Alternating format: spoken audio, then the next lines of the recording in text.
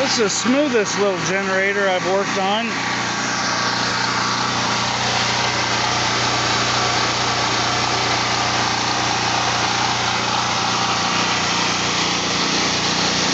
I ended up putting a new carburetor on it.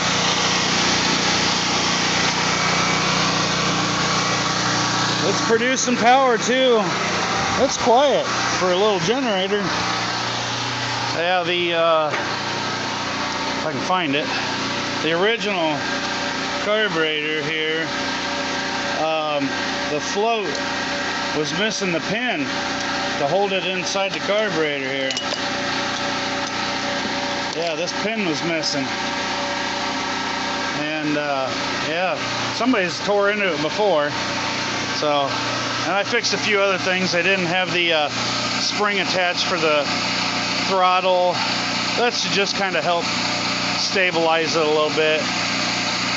And then I added an inline fuel filter that didn't come with a kit, but I added it just for the hell of it right here. Figured it wouldn't do it any harm, so not bad.